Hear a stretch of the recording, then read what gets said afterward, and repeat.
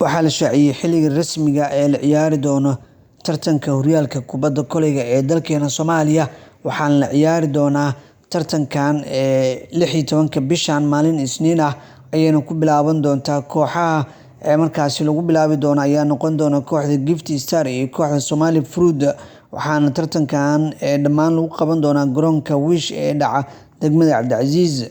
Kulanka labaad ayaa markaasi la ciyaari doona 17 bisha. Hagan iyo Plasma ayaa markaasi ku wada balansan, halka Arbacada 18 bisha ku beegan tahay waxaa ciyaari doona Horseed iyo Waqaf. 19 oo ku beegan Khamiis, sidoo kale Gift iyo Plasma ayaa is arki doona. Jimco oo 20 ah Waqaf iyo Hagan ayaa markaasi ciyaari doona. 23 la ciyaari doona oo ay markaasi Isniin ku beegan tahay. Somali Fruit iyo Horseed ayaa iswajihi doona. Arbaco 25 la ciyaari doona Gift iyo Hagan. Khamiis 26 Horseed iyo Plasma. Isniin 30 waxaa ciyaari doona Somali Fruit iyo sidoo kale kooxda Waqaf.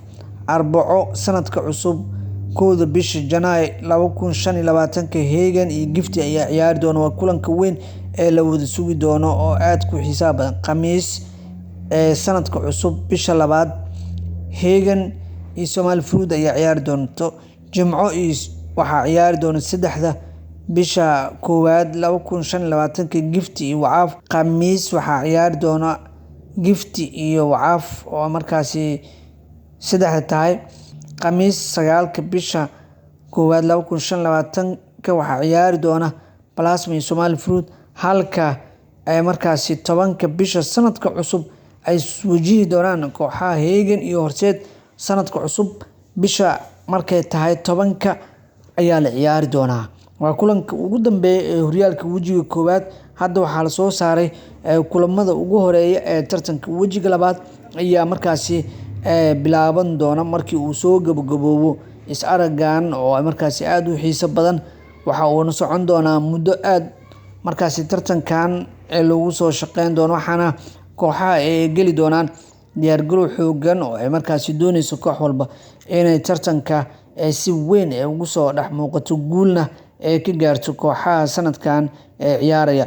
Dhanka kale waxaa markaasi isna tababar joogto ah ka bilaabay 3 degmo oo ay markaasi tahay Shingani iyo Shibis iyo degmada Boner, kuwaas oo tababarkaasi ay bixinayaan xiriirka tenniska dheer oo loogu talagalay in lagu soo saaro ciyaartoyda markaasi da'da yarta ee hadda soo bixi doonta. Degmada Shibis ayaa waxaa lagu hayaa ciyaartoy aad u xiiso badan oo markaasi xirfadooda ay aad u sareyso oo sanadkan soo diyaariyay, iyagoona ka qayb gali doona dhawaan tartamo waaweyn oo markaasi kala duwan oo markaasi qayb ay ka yihiin. Sidoo kale degmada Boner ayaa iyagana waxaa markaasi ka socda tababar kale oo lagu diyaarinayo ciyaartoyda da'da yarta ee tenniska dheer oo sanadkan si xamaasad ah ugu socda, halka degmada Shinganina iyagana lagu hayo ciyaartoy kale oo lagu diyaarinayo kuwa markaasi matala ciyaartoyda dalkeena Soomaaliya.